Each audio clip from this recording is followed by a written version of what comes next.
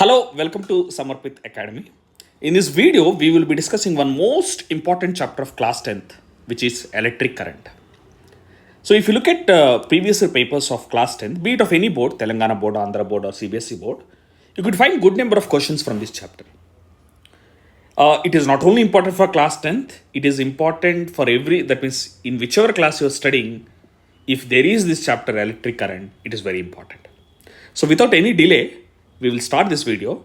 But let me tell you, this is not a detailed discussion of the electric current chapter. This is a video where we will be quickly revising all the important formulas. So I assume that you have already listened to this chapter once in your class, and then this video will be quite helpful to you. So without any delay, let's start. Now, first thing you have to understand is two important words. One is insulator. Other word is conductor. So what is conductor? Very simple. Any material through which current can pass is called as conductor. So let me write in a very short form.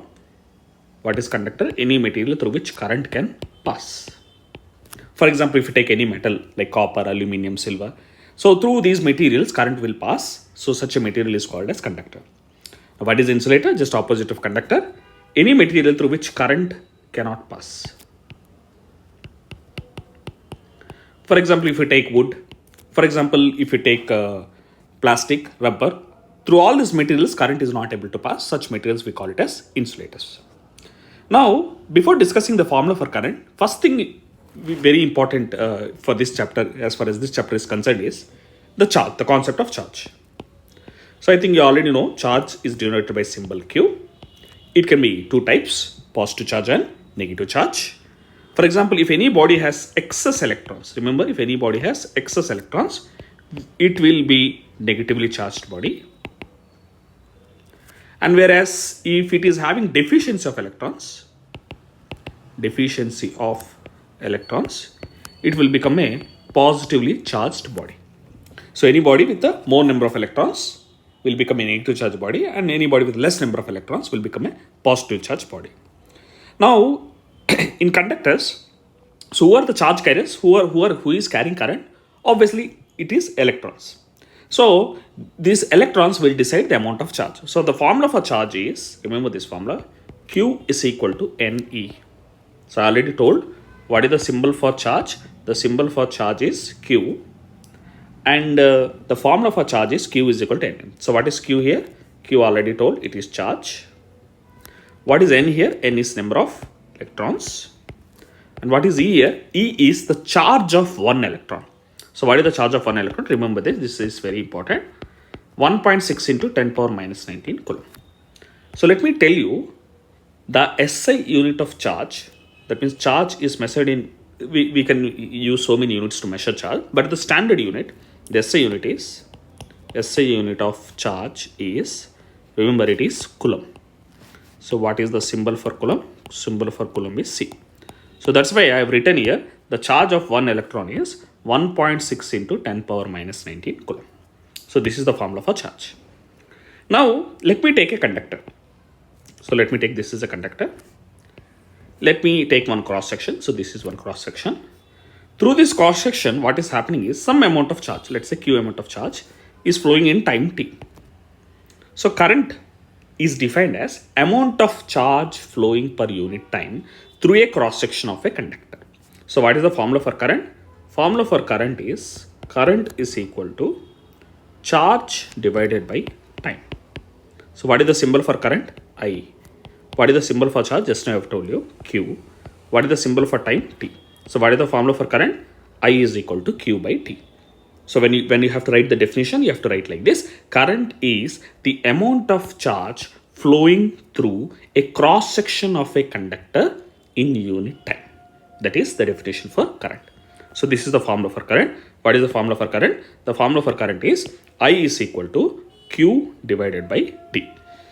Now, let me tell you what is the unit for current. Now, see here. So whenever I am saying unit, remember it is the standard unit.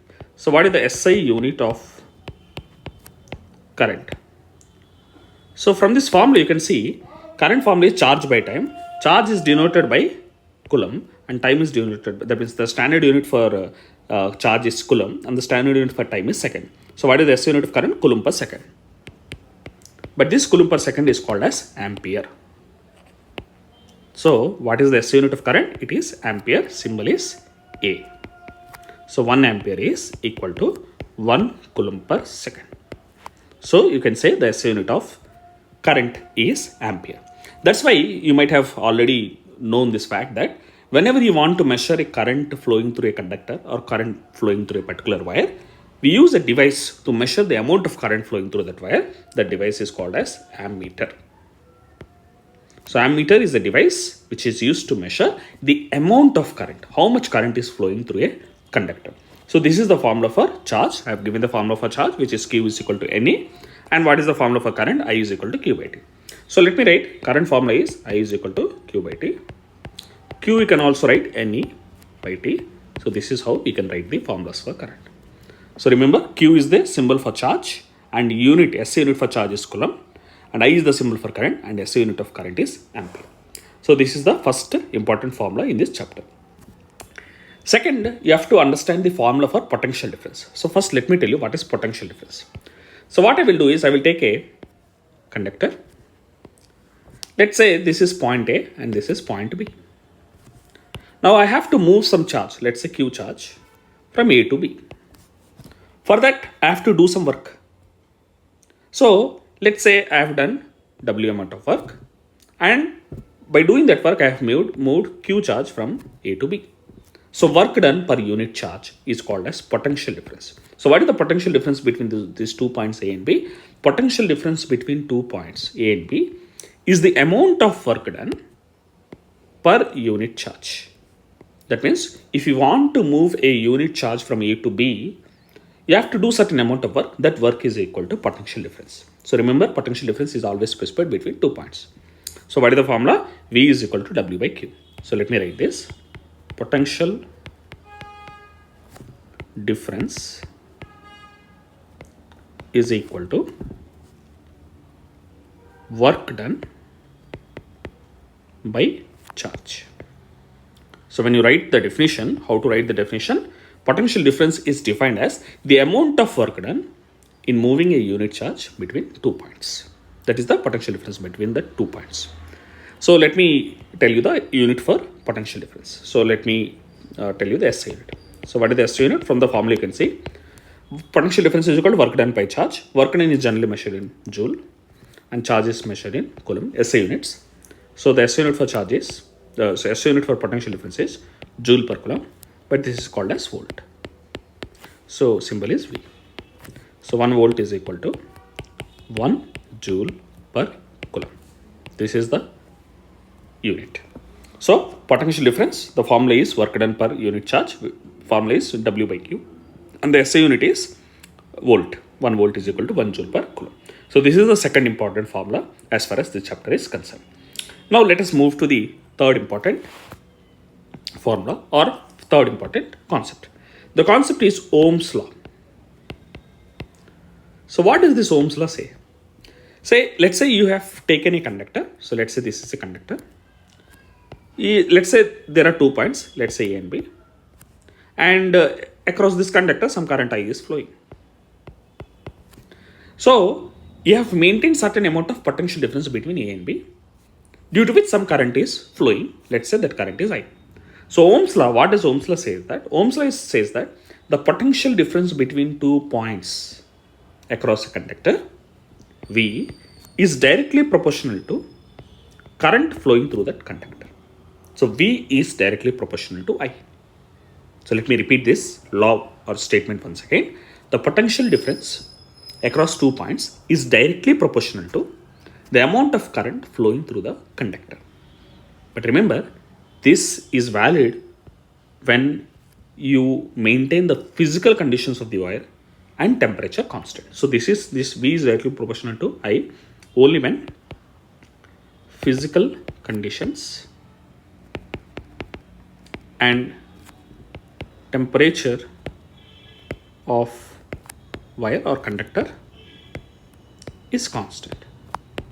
That means you don't have to change the physical conditions. That means You don't have to increase the length, you don't have to decrease the area or increase the area. So you have to maintain the physical conditions constant, and you have to maintain the temperature constant. So when these conditions are met, so V is directly proportional to I. So we will have a constant, that means when we remove that proportionality, we will have a constant here. That constant is called as resistance. So Ohm's law, what is the formula? V is equal to IR. So what is V? Potential difference. What is I? Current. And what is R? R is resistance. So resistance, what is the SI unit? Most of you know this. The SI unit is ohm. Symbol is this. This is the symbol for ohm. So I can write like this. V is equal to IR, which means that R is equal to V by I. So V by I, potential difference between 2 points divided by the current flowing through that across those 2 points, is a constant. That constant is called as resistance. So from this we can say that what is the SI unit? SI unit of resistance is what is the unit for potential difference? Volt. What is the unit for current? Ampere. So this is volt per ampere, but volt per ampere we are calling it as ohm. So this is ohm. Symbol is this. So 1 ohm is 1 volt per ampere. So this is the formula. So this is very, very important law, Ohm's law. You can have that means a good number of questions based on this particular Ohm's law. But remember, V is directly proportional to I only when these conditions are met. What are those conditions? Physical conditions of the wire and temperature has to be maintained constant.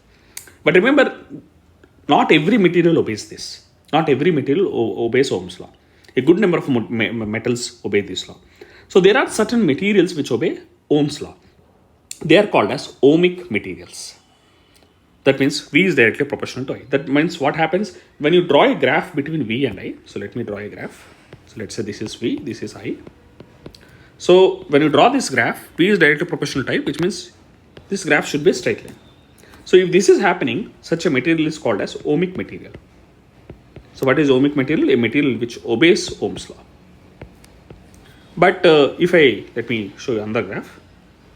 So if I draw a graph like this, and the graph comes out to be like this, that means I am drawing a graph between I and V, but the graph is not a linear, that is not a straight line, but a curved line.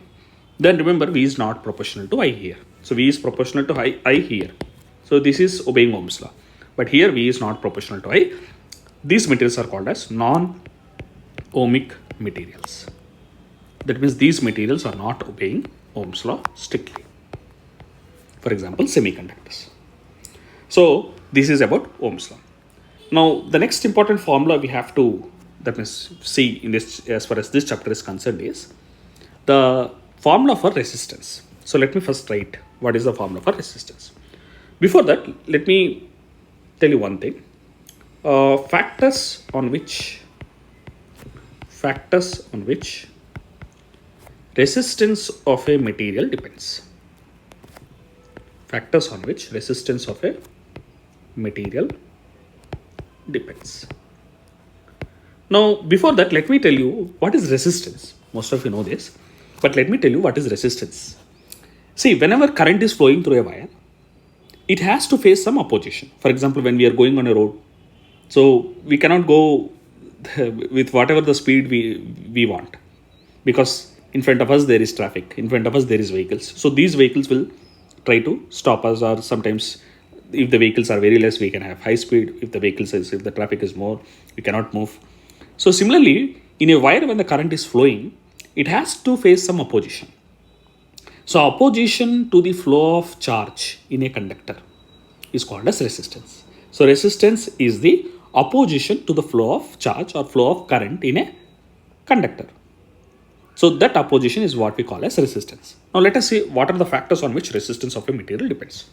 Now see here, the first factor is it depends on length.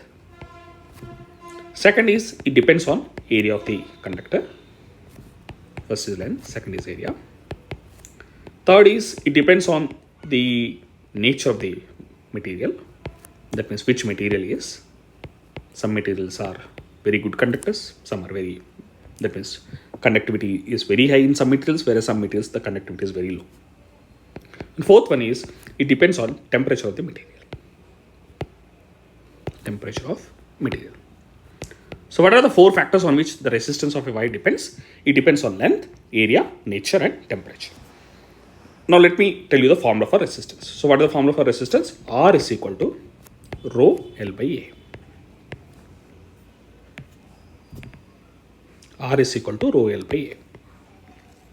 This is the formula for resistance, one of the most important formula as far as this chapter is concerned. So what is R? So you know that R is resistance. What is L? You know that, which is length. What is A? You know that, which is area. But rho, this symbol is called as rho. Rho is called as resistivity or specific resistance. Now see, resistance depends on 4 factors. What are the first factors on which resistance depends? Length. Remember, if resistance is depending on length, and now how is depending? It is depending directly. That means resistance is directly proportional to length of the wire. So if you increase the length of the wire or if you increase the length of the conductor, resistance will increase. And if you decrease the length of the wire, resistance will decrease. This is the first important factor. Second, it is depending on area, but it is depending inversely on area. So on length, it is depending directly. On area, it is depending inversely. That means if you increase the area, resistance will decrease. And if you decrease the area, resistance will increase. So these are the 2 geometric factors on which the resistance is depending. So length and area, we can call them as geometric factors. Third, it is depending on resistivity. But remember, resistivity or specific resistance, as the name suggests, it is fixed for a material at a particular temperature. That means this depends on what is the nature of material. For example, copper, it will have one resistivity. For example, silver, it will have one resistivity. So for different materials, we have different resistivities. So no need to remember those values of resistivities. It will be given in the exam. But remember, resistivity or specific resistance, as the name suggests, it depends on the nature of material and it depends on the temperature. So that's why I've said you that resistance is depending on 4 factors. One is length, area, and it is also depending on resistivity, which indeed is depending upon nature of material and temperature. So that's why I've said that resistance depends on 4 factors. So what is resistivity or specific resistance? Remember, as the name suggests, it is a specific resistance. That means you take a material of unit length and unit area, calculates its resistance, that is called as resistivity. So remember, rho is called as resistivity or specific resistance. So what is the definition for this? Resistivity or specific resistance is the resistance of a material of unit length and unit area at a fixed temperature. Remember, resistivity changes with temperature. So, for example, if you take silver, one of the best conductor, silver symbol is Ag. So, what is the resistivity of this material? 1.59 into 10 power minus 8. And remember the SI unit for resistivity, very, very important, which is ohm meter. Remember, this value is at 20 degrees Celsius. At 30 degrees Celsius, this value might change. And for example, if you take copper is 1.68 into 10 power minus 8 ohm meter. This is also at 20 degrees Celsius. Now remember, silver is considered as best conductor because its resistivity is less. See here. So for example, if you compare silver and copper, silver has less resistivity. So if you take certain wire of silver, it will have less resistance. So it is considered as best conductor. Whereas copper, it has high resistivity compared to silver. So if you take that means if you take 2 wires of same length, one is silver wire and the other one is copper wire, same length, same thickness, silver wire will have less resistance and copper wire will have more resistance. So silver is considered best conductor. So that's how this resistivity, that means it depends on the nature of material and also it depends on the temperature. So this formula is very important. R is equal to rho L by A. So you can get some questions on this. So next, formulas are based on combination of resistors. So already I have told you what is the resistance. Resistance is the opposition to the flow of charge in a conductor, or it is the opposition to the flow of current in a conductor. So any material which is offering this resistance is called as resistor. So remember, if you are showing like this, so you might have known this is the symbol for resistor. But if you show like this, arrow here, this is called as variable resistor. variable resistor or rheostat. So what is the difference between the first one and the second one? This first one is resistor. It comes with a fixed resistance. Let's say it may be 10 ohm, 20 ohm, anything it may be. Second one is variable resistor. That means you can change the resistance here. That means from 0 to 50 or 0 to 20 it may be. So you can change. You can have, that means you can have a range of resistances here. So that variable resistor is called as rheostat. Now there are two combinations of resistors which you might have already, I think you have studied in class 10. One is the series combination, other one is the parallel combination. First, let me tell you the series combination. Now see here, let me take two resistors. Any number of resistors can be there. Let me take two resistors. So the resistance of first one is R1, second one is R2. So some current is flowing like this, I. Now what is a series connection? So see, first one you can see here, these two are in series connection. So what is a series connection? So remember, in series connections, resistors are connected end to end. So see, you can see the first one. This is the first one here, and across its end, the second one is connected. So in series combination of resistors are connected end to end. Second important point is the same current flows if the resistors are in series. That means, you, for example, here there is two resistors R1 and R2. So through R1 and R2, same current. Let's say the current is I. So I current will flow through R1. I current also flows through R2. Same current will flow. And if these resistances are different, so that means, for example, these resistance can be equal or different. Whatever it may be, same current will flow, but voltage gets divided. That means here there will be some voltage V1, here there will be some voltage V2. So what is the first point about series connection? They are end to end connected. Second is they will have same current. Third is voltage gets divided. And fourth one is, what is the formula for equivalent combination of series? That means equivalent resistance of series combination. That means, see here, if I having two resistors, let's say these resistances are R1 and R2. Instead of two, I want to have only one resistor. Let's say the resistance is R. So the formula is, the equivalent resistance for series combination is R is equal to R1 plus R2. That means resistance will simply add up. Now for example, if I am having n resistors, let's say this is first resistance, second, like that, I am having n resistors. So R1, R2, R3, like that, n resistors. So n resistors are in which combination? Series combination. So I already told you, in series combination, they are connected end to end. Same current will flow, voltage gets divided. So what is the formula here? R is equal to R1 plus R2 plus, you have to keep adding like this. So R is equal to R1 plus R2 plus R3 dot dot dot, so on till n resistors. So if there are two resistors, this is the formula. If there are n resistors, this is the formula. And if these n resistors are equal, then R equivalent is equal to n times R.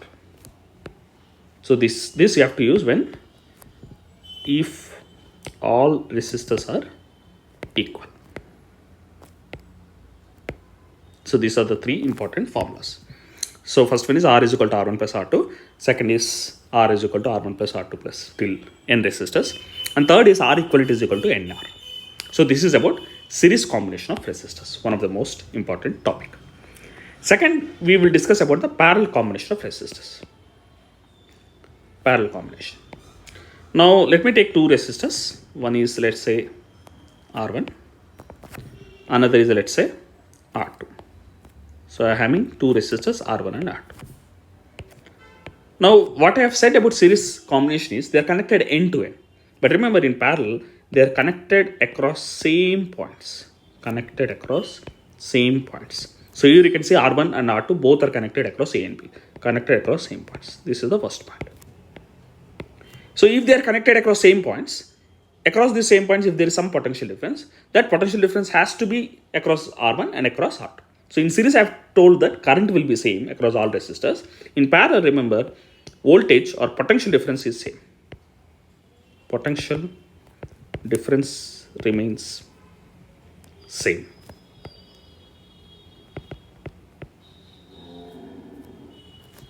remains same.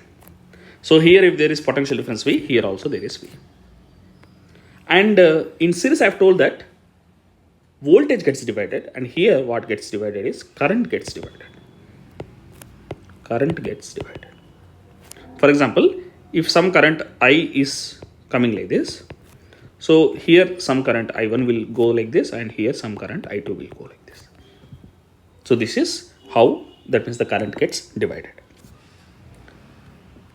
Now let us discuss the formula. So for example, if there are two resistors R1 and R2 which are in parallel combination, I want to have a single resistor which is an equivalent combination of these resistors. That means instead of this R1 and R2 which are in parallel, I want to have one resistor which is equivalent to R1 and R2 in parallel connection.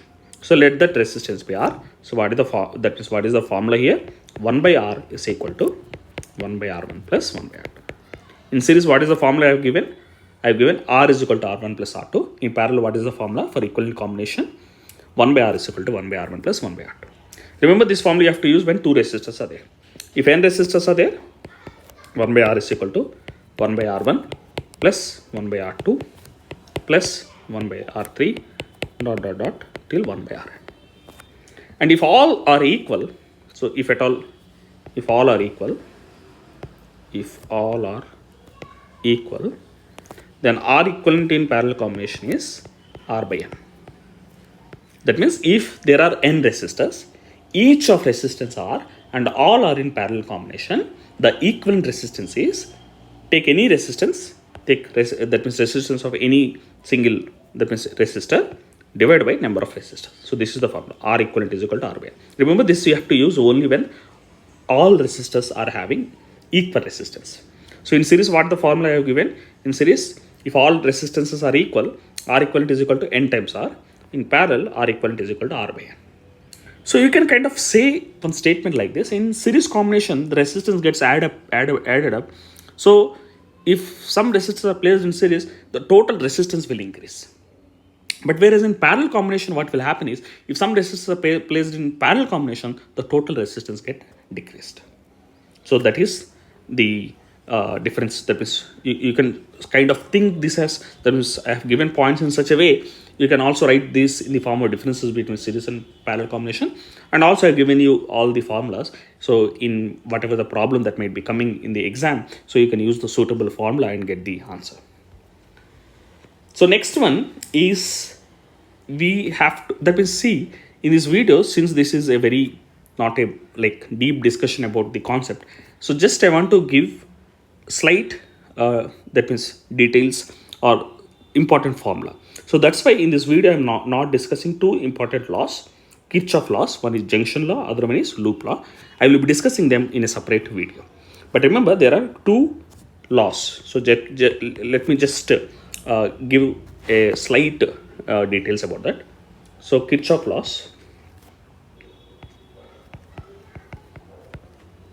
So there are two laws. One is junction law. Other one is loop law.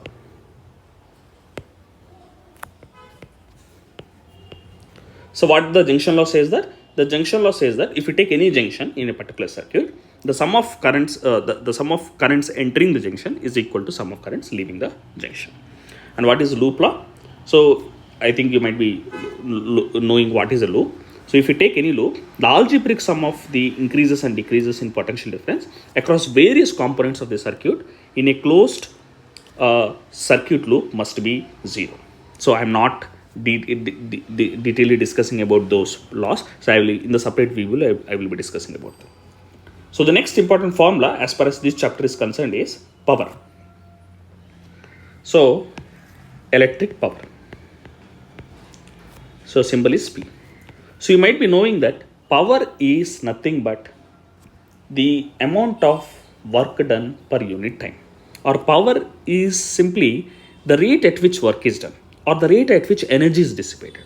So power is equal to work done by time. So power symbol P is equal to W by T. Work done by time or energy by time. So it is the rate at which energy is dissipated, or it is the rate at which work is done. So in that means, so this is the general formula for power. But as far as electric power is concerned, electric power, so we are having three formulas. So what are those three formulas? The first formula is P is equal to V into I. Power is equal to potential difference into current. Power is equal to potential difference into current. So this is the first formula, but we have Ohm's law, V is equal to IR. So if you place this here, so we will have the second formula for power, which is I square R. So what is the second formula for power? I square R. And again, if you place, that means if you substitute in terms of V, if you substitute IR, you will get this formula. But in terms of I, if you substitute, you will get another formula, which is power is equal to V square by R. So electric power, we are having three formulas. One is VI, second is I square R, third one is V square by R. So these are the three important formulas for power. Now let me discuss the SI unit. The SI unit is, since power is work done by time, so what is the unit for work done? Joule. Time unit is second, so joule per second. But this joule per second is called as 1 joule per second is equal to 1 watt. So what is the symbol for watt? W. So what is the SI unit for power? We can simply say it as watt. Now one more important, that means this is not the formula, but you have to remember, see, electric power we are having three formulas, VI, I square R, V square by R. So power, I have already given the formula, power is work done by time, or power is energy by time. So this is energy by time. So what is the formula for energy? Energy is equal to power into time. So kilowatt hour. So most of us will get confused when I say kilowatt. Most of us think this is the unit for power. Remember, this kilowatt hour is not the unit for power. It is the unit for energy. See here. See, what I have given the formula for energy? Power into time. So how much is power here? Kilowatt. What is the time here? Hour. So kilowatt into hour. Kilowatt hour is the unit for energy. So this is, that means let me write here. 1 kilowatt hour is equal to 1 kilowatt. That means kilo means what? 1000. So this is 1000 watts into 1 hour. That is 1000. What is watt? Just I have told you. Watt is nothing but 1 watt is nothing but 1 joule per second. So watt is nothing but joule per second. What is 1 hour? 3600 seconds. Because since there is second here, I am substituting in terms of seconds. So if you multiply this, this will be 3.6 into 10 power 6 joule. So in exam, you might be asked a question, what is kilowatt hour? So kilowatt hour is the unit for electric energy or electric power consumption. 1 kilowatt hour, also this is also called as 1 unit, is equal to 3.6 into 10 power 6 joules. So this is one important topic as far as this chapter is concerned. Sometimes they will be asking what is the unit for electrical energy, or what is 1 unit of electrical energy, or 1 kilowatt hour is how many joules. So these kind of questions may be coming. So that's it. In this video, we have discussed all the important formulas as far as that is current electricity chapter is concerned. And remember, I have just skipped only two things, which is the Kirchhoff laws. One is loop law, other one is junction law. So since this is a quick revision video, so I'm not discussing that. I will be coming up with another video where I will be discussing detailedly, because both the laws are very important, both for that is for class 10th and also in the upcoming classes. So I will coming up with another video where I will be discussing those two laws in depth. So till then, keep studying. Thank you.